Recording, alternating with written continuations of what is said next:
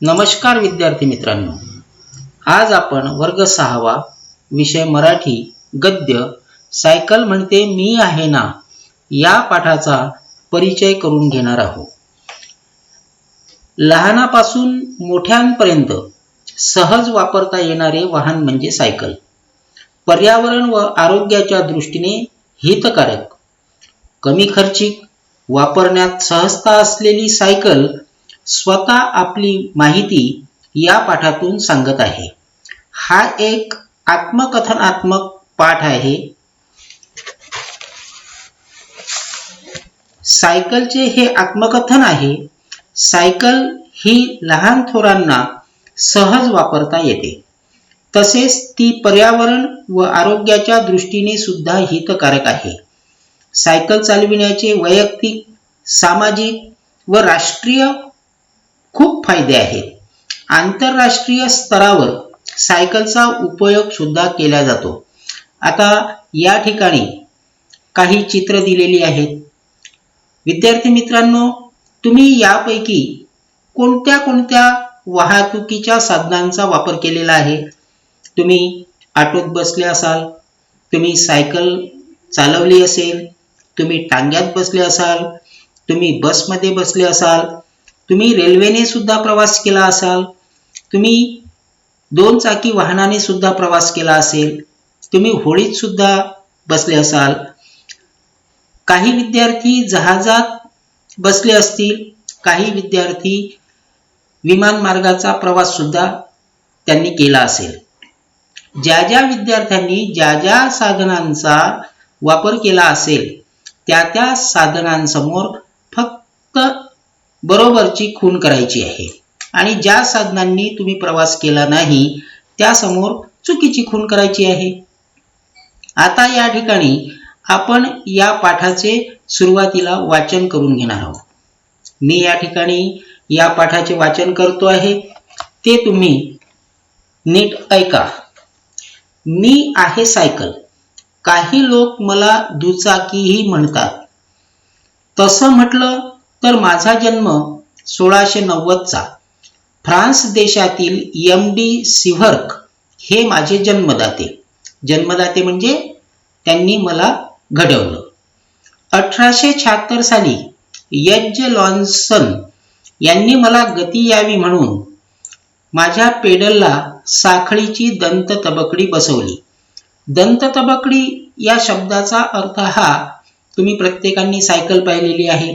सायकलला 2 दातेरी गोल चकत्या असतात, त्यांना दंततबकडी असे म्हणतात.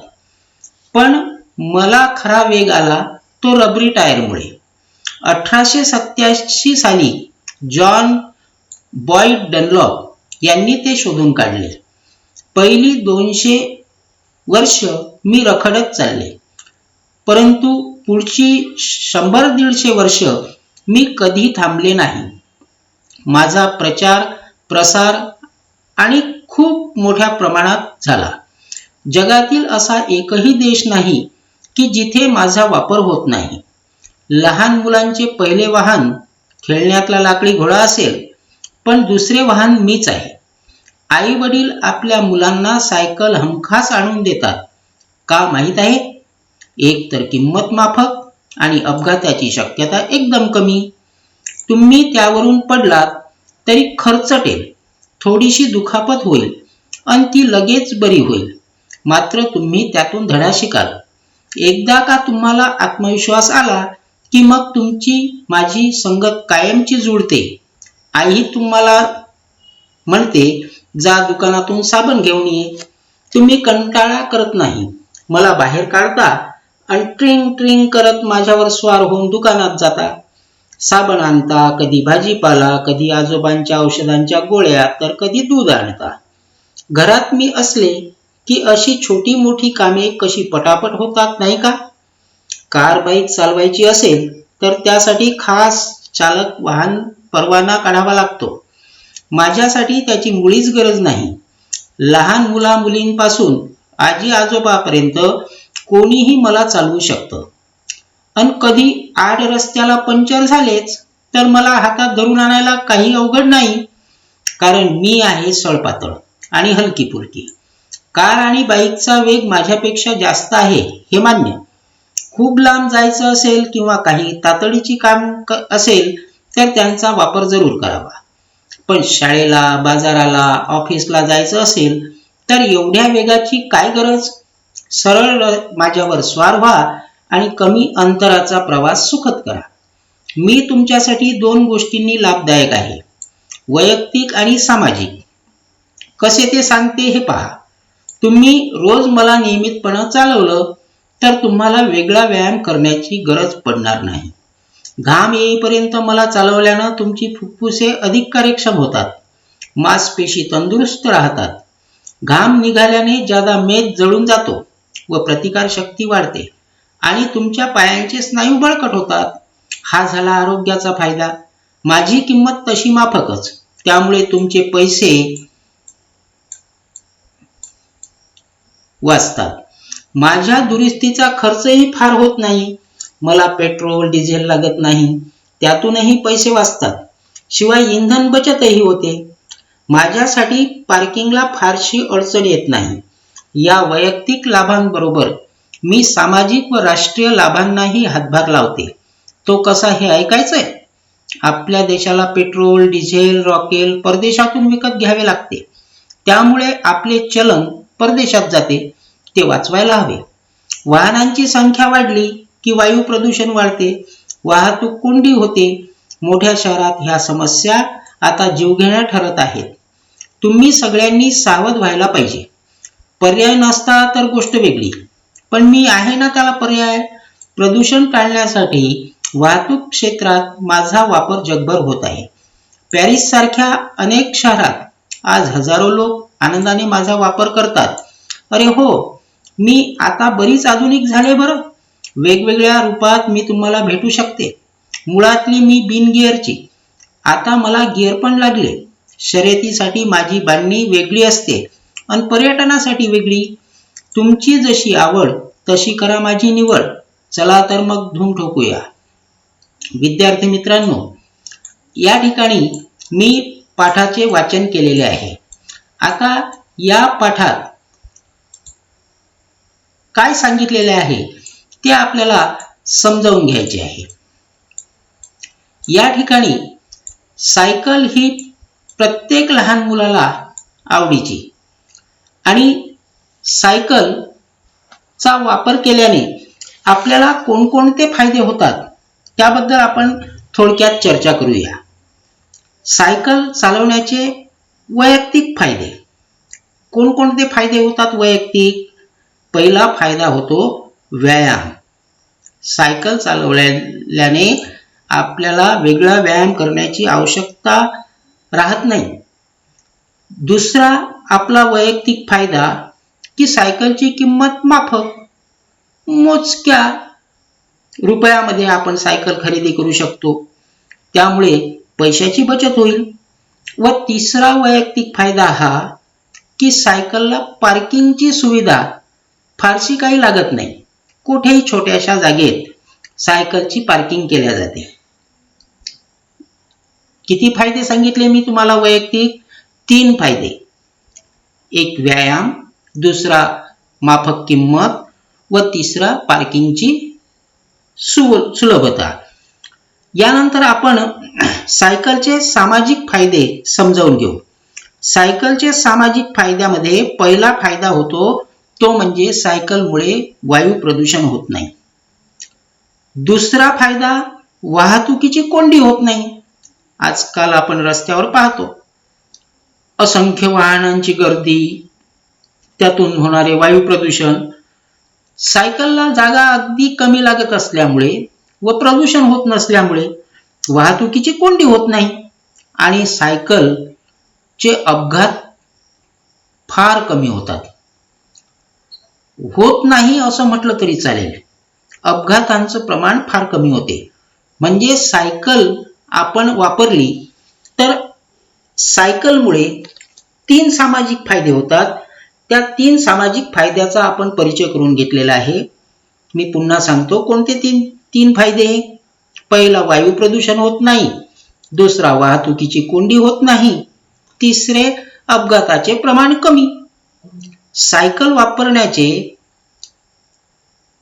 वैयक्तिक सामाजिक फायद्याबरोबरच राष्ट्रीय फायदे सुद्धा आहेत. माहित आहे का तुम्हाला?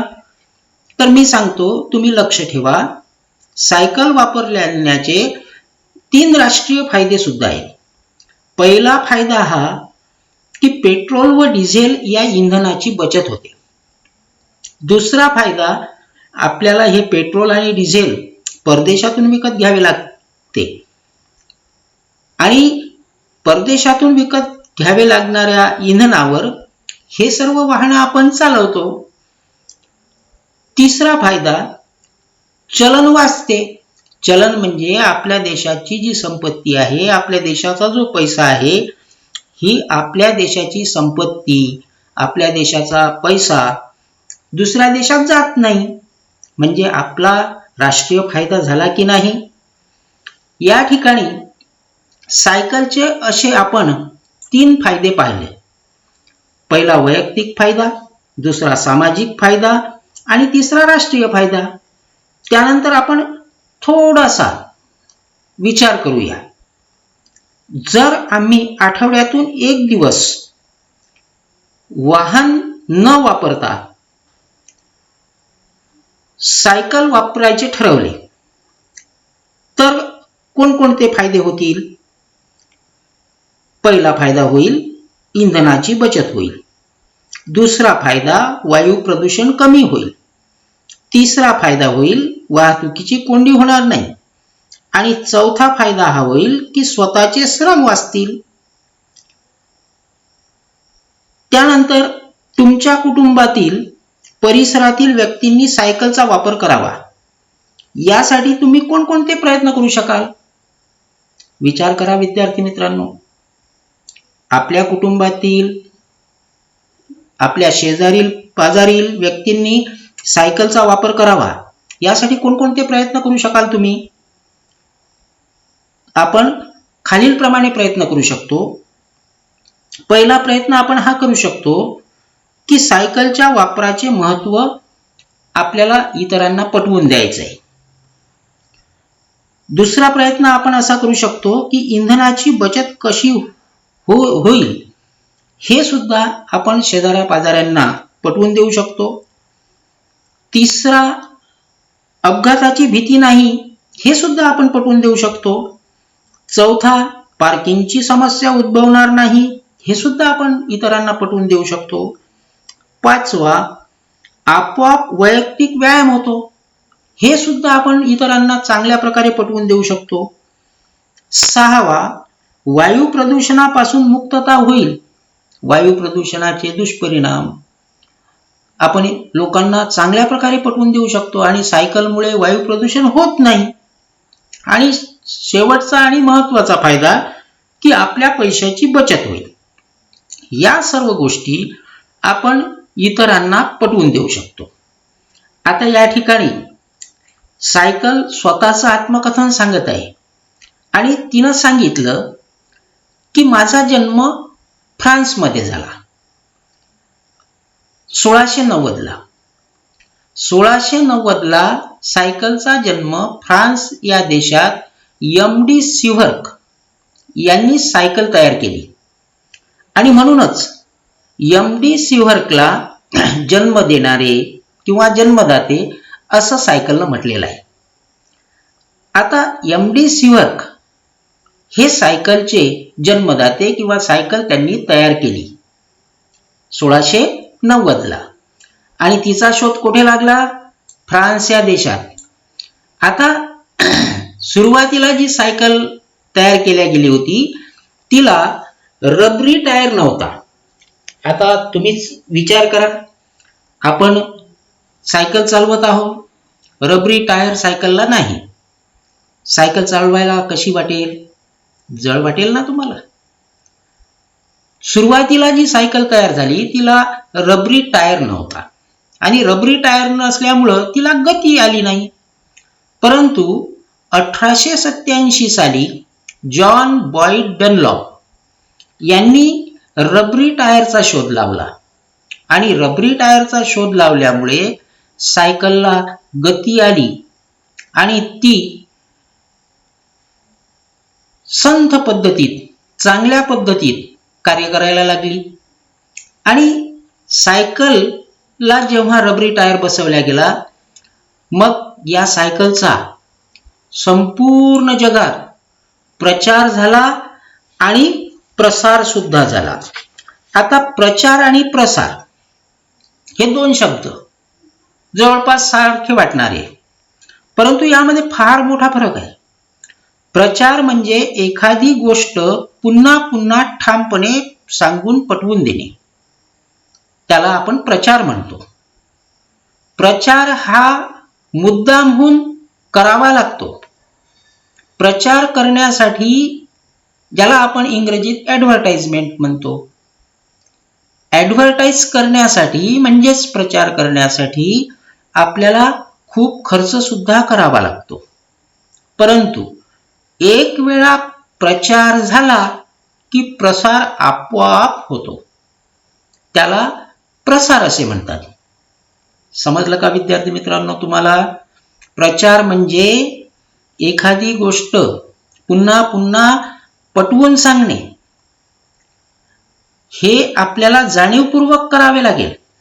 परंतु प्रसार म्हणजे प्रचार केलेली गोष्ट ती जर चांगली असेल तर आपोआप ती फैलावते, आपोआप तिचा प्रसार होतो. या सायकलच्या दृष्टीतूनही तसेच झाले. सायकलचा प्रचार आणि प्रसार खूप मोठ्या प्रमाणात झाला. जगात असा एकही देश शिल्लक राहिला नाही की जेथे सायकलचा वापर होत नाही. लहान मुलांचं पहिलं वाहन, खेळण्यातला लाकडी घोडा किंवा इतर कोणता साधन असेल, पण मुलगा थोडासा मोठा झाला, तो चालायला लागला की त्याला सर्वप्रथम 3 चाकाची सायकलच आईवडील घेऊन देतात. तेथून सायकल वापरायची त्याची सवय सुरू होते. आणि सायकल घेऊन देण्याच्या पाठीमागचा हेतू आईवडिलांचा साफ असतो. सायकल चालवल्यामुळे आपोआप व्यायाम होतो, सायकलचा अपघात होत नाही, सायकलवरून पडले तरी थोडंसं खरचटेल, दुखापत जी होईल ती सुद्धा ताबडतोब बरी होईल. त्यापासून फार मोठा अपघाताची भीती आपल्याला राहत नाही. म्हणून आईवडील सुद्धा आपल्या मुलांना सुरुवातीला लहानपणी सायकलच घेऊन देतात आणि सायकल घेऊन दिल्यानंतर त्यांना अशी तुमच्याबद्दल भीती वाटणार नाही आणि ते तुम्हाला सहज सायकल घेऊन जा, दुकानातून साबण घेऊन ये, भाजीपाला घेऊन ये, आजोबाच्या गोळ्या घेऊन ये, दूध घेऊन ये, अशी छोटी मोठी घरातील कामं तुम्हाला सांगतात. आणि ज्या वेळेला तुम्हाला ही छोटी मोठी कामे सांगितल्या जातात त्यावेळेस तुम्ही सुद्धा कंटाळा करत नाही. तुम्ही सुद्धा पटकन सायकलवर स्वार होतात आणि सायकलची घंटी ट्रिंग ट्रिंग ट्रिंग ट्रिंग वाजवत दुकानात जाता आणि अशी छोटी मोठी कामं पटापट करता. सायकल चालवण्यासाठी वेगळ्या परवान्याची आपल्याला गरज नसते. कार, बाईक यासारखे वाहन जर चालवायचे असेल तर त्यासाठी परवाना काढावा लागतो. परवान्याला आपण इंग्रजीत लायसन असे म्हणतो. लायसन जर नसेल तर तुम्ही कोणतीही गाडी चालवू शकणार नाही. जर तुम्ही लायसन नसताना गाडी जर चालवली तर पोलीस तुम्हाला पकडतो, तुम्हाला दंड होतो. परंतु सायकलसाठी अशा कोणत्याही परवान्याची गरज नसते. लहान मुलींपासून तर आजी आजोबापर्यंत कोणीही मला चालवू शकतं. एखाद्या वेळेला जर माझे चाक पंक्चर झालेच तर मला घरी आणणे सुद्धा अतिशय सोपे. मी सहज तुमच्या सोबत घरी येऊ शकते. फारसा त्रास होणार नाही कारण मी हलकी फुलकी सळपातळ अशी आहे. परंतु माझ्याऐवजी जर तुमच्या कारचा, तुमच्या बाईकचा जर चाक पंक्चर झाले तर किती अडचणीचा सामना तुम्हाला करावा लागतो, त्यांना लोटणे शक्यच नाही. कार जेथे पंक्चर झाली त्याच ठिकाणी आपल्याला थांबवावी लागते, तिला दुरुस्त करावं लागते, तोपर्यंत ती जागची हलणार सुद्धा नाही. बाईकचा सुद्धा त्याचप्रमाणे. परंतु माझे चाक जर पंक्चर झाले तर मला सहजरित्या तुम्ही दुकानापर्यंत नेऊ शकता, मला दुरुस्त करू शकता. मला हे मान्य आहे की माझ्यापेक्षा कारचा, बाईकचा वेग खूप असतो. लांब जायचे असेल किंवा अत्यंत महत्त्वाचे तातडीचे काम असेल तर त्याचा वापर, कारचा वापर, बाईकचा वापर जरूर करावा. परंतु छोटी छोटी कामे जसे की शाळेला जाणे, बाजाराला जाणे, ऑफिसला जायचं असेल तर एवढ्या वेगाचीही आपल्याला गरज नाही. अशा वेळेस तुम्ही सर्वांनी माझा वापर करावा आणि आपला जीवनात प्रवास सुखद करावा असे सायकलने आपल्या मनोगतात आपल्याला सांगितले आहे. सायकलने हे सुद्धा सांगितले की मी मानवाच्या दृष्टीने कशी लाभदायक आहे. वैयक्तिक आणि सामाजिक. आपण यापूर्वीच सायकलचे वैयक्तिक, सामाजिक आणि राष्ट्रीय फायदे पाहिलेले आहे. वैयक्तिक फायद्यामध्ये आपण पाहिलेले आहे की सायकल चालवल्यामुळं आपल्याला वेगळा व्यायाम करण्याची गरज पडत नाही. सायकल घाम येईपर्यंत चालवा, त्यामुळे आपली जी फुफ्फुस आहेत ती फुफ्फुस अधिक कार्यक्षम होतात. आपल्या ज्या मांसपेशी आहे, आपले जे स्नायू आहेत ते तंदुरुस्त राहतात आणि आपल्या शरीरातून घाम निघाल्यामुळे काय फायदा होतो विद्यार्थी मित्रांनो? आपल्या शरीरात जी चरबी आहे, जो मेद आहे, अतिरिक्त चरबी ही जळून जाते व आपल्या शरीराची प्रतिकारशक्ती सुद्धा वाढते. आपले स्नायू सुद्धा बळकट होतात. अशा पद्धतीत आपला सायकल वापरल्यामुळे वैयक्तिक फायदा होतो, पैशाचा सुद्धा फायदा होतो. सायकलची किंमत कमी असल्यामुळे ती खरेदी करताना सुद्धा कमी पैशात आपल्याला खरेदी करता येते. शिवाय सायकलच्या दुरुस्तीचा खर्चही फार येत नाही. सायकलला पेट्रोल, डिझेल लागत नाही. या सर्वातून पैसे वाचतात. शिवाय इंधनाची बचत होते. शिवाय माझ्यासाठी म्हणजे सायकलसाठी पार्किंगला फारशी काही अडचण येत नाही. हे सर्व सायकल वापरण्याचे वैयक्तिक फायदे आपण पाहिलेले आहेत. या वैयक्तिक फायद्यांबरोबर मी सामाजिक व राष्ट्रीय लाभांनाही कशा प्रकारे हातभार लावते हे सुद्धा आपण पाहिलेले आहे. सामाजिक फायद्यामध्ये आपण यापूर्वीच पाहिले की माझ्यामुळे वायू प्रदूषण होत नाही, माझ्यामुळे वाहतुकीची कोंडी होत नाही, माझ्यामुळे अपघातांचं प्रमाण वाढत नाही. हे सर्व सामाजिक फायदे. राष्ट्रीय फायदे. आपल्या देशाला पेट्रोल, डिझेल, रॉकेल परदेशातून विकत घ्यावे लागते. त्यामुळे आपले चलन परदेशात जाते. आपल्या देशातले चलन परदेशात जाणे म्हणजे आपल्या देशाच्या दृष्टीने ते काही योग्य नाही. तेव्हा आपण वाचवायला पाहिजे. आज सध्या वाहनांची संख्या एवढी वाढली की त्यामुळे वायू प्रदूषण सुद्धा वाढले. त्यामुळे वाहतुकीची कोंडी सुद्धा होते. मोठ्या शहरात ह्या समस्या आता जीवघेण्या ठरत आहेत.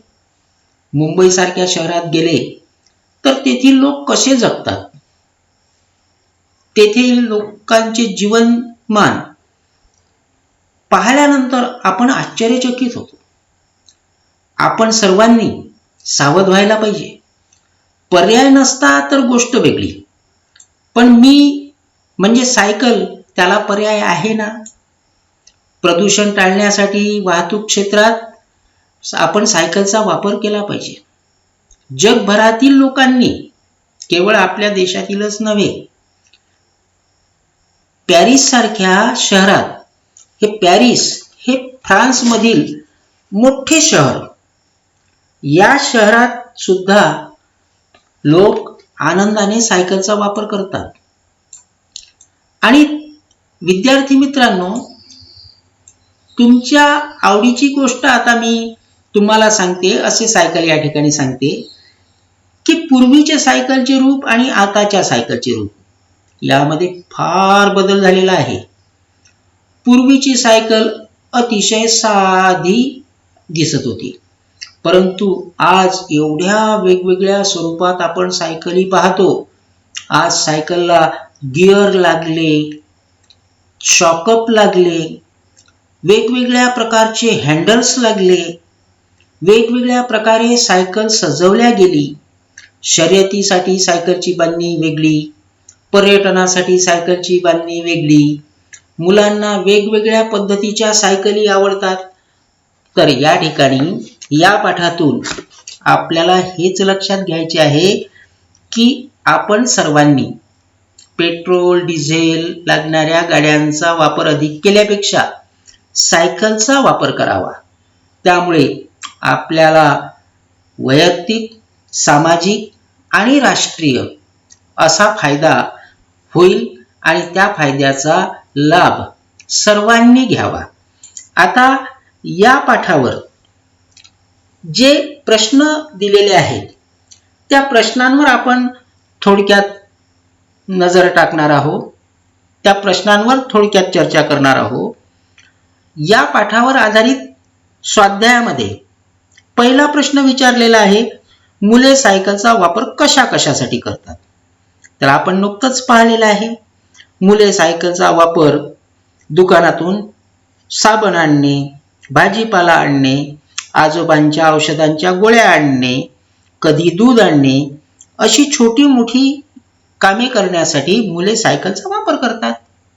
एवढे उत्तर लिहिले की आपले उत्तर बरोबर. स्वाध्यायामध्ये दुसरा प्रश्न विचारलेला आहे की सायकल चालवणाऱ्याला वेगळा व्यायाम करण्याची गरज पडणार नाही असे का म्हटले आहे. तर याचं उत्तर कशा पद्धतीत तुम्ही लिहाल. घाम येईपर्यंत सायकल चालवल्यामुळे फुफ्फुसे अधिक कार्यक्षम होतात व मांसपेशी तंदुरुस्त राहतात. अंगातून घाम निघाल्यामुळे जास्त चरबी जळून जाते व प्रतिकारशक्ती वाढते. शिवाय पायांचे स्नायूही बळकट होतात. म्हणून सायकल चालवणाऱ्याला वेगळा व्यायाम करण्याची गरज पडणार नाही असे म्हटले आहे. एवढे मुद्दे तुम्ही या प्रश्नाच्या उत्तरात लिहिले की तुमचे उत्तर अगदी बरोबर. तिसरा प्रश्न या ठिकाणी विचारलेला आहे की सायकलच्या रूपात कसा बदल होत गेलाय. तर या प्रश्नाच्या उत्तरामध्ये तुम्ही मी या ठिकाणी जे मुद्दे मांडतो त्या मुद्द्यावर उत्तर लिहू शकता. 1690 साली फ्रान्सच्या सिव्हर्क यांनी पहिली सायकल बनवली. तिला गती मिळावी म्हणून 1876 साली डॉक्टर लॉसन यांनी पेडलला साखळीची दंत तबकडी बसवली. नंतर रबरी टायरमुळे तिला वेग आला. आता सायकल बरीच आधुनिक झाली आहे.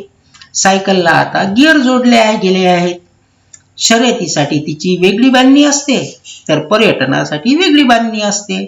अशा प्रकारे सायकलच्या रूपात बदल होत गेलेला आहे. एवढे मुद्दे तुम्ही या प्रश्नाच्या उत्तरामध्ये लिहू शकता.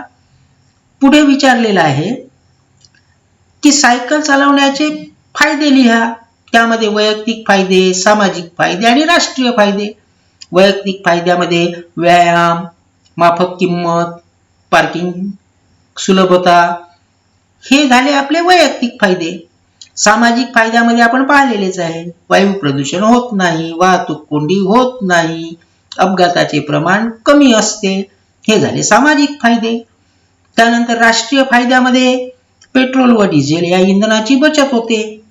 इंधन परदेशातून विकत घ्यावे लागत नाही, चलन वाचते. या सर्व फायद्यांचा या ठिकाणी आपण उल्लेख करावा. आता त्यानंतर या पाठात काही वाक्प्रचार आलेले आहेत. पहिला वाक्प्रचार आलेला आहे रखडत चालणे. रखडत चालणे म्हणजे काय? अडखळत चालणे. दुसरा वाक्प्रचार आलेला आहे दुखापत होणे. दुखापत होणे म्हणजे इजा होणे. तिसरा वाक्प्रचार आलेला आहे धडा शिकणे. धडा शिकणे म्हणजे अद्दल घडणे, समज येणे. स्वार होणे असा चौथा वाक्प्रचार आलेला आहे. तर स्वार होणे म्हणजे सायकलवर बसणे.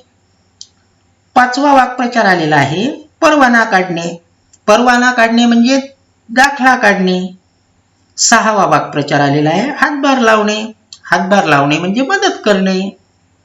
सातवा वाक्प्रचार आलेला आहे कोंडी होणे. कोंडी होणे म्हणजे गर्दीत अडकणे. आठवा वाक्प्रचार या ठिकाणी आलेला आहे धूम ठोकणे. धूम ठोकणे म्हणजे पळून जाणे. या ठिकाणी आपण सायकलचे फायदे अभ्यासलेले आहेत. या सायकलच्या फायद्यामध्ये तुमच्या एक गोष्ट लक्षात आली असेल की सायकल चालवल्यामुळे आपल्याला कशा कशा पद्धतीत फायदे होतात हे आपण पाहिलेले आहेत. तुम्ही स्वतः सुद्धा सायकलचा वापर करा आणि घरातील सर्व मंडळींना सुद्धा, जे लोक कार, बाईक यांचा वापर करतात त्यांना सुद्धा सायकलचा वापर करण्याचे फायदे पटवून द्या. शेजाऱ्या पाजाऱ्यांना सुद्धा सायकल वापरण्याचे फायदे पटवून द्या. तेव्हाच खऱ्या अर्थाने आपल्याला हा पाठ शिकल्याचा आनंद होईल. धन्यवाद.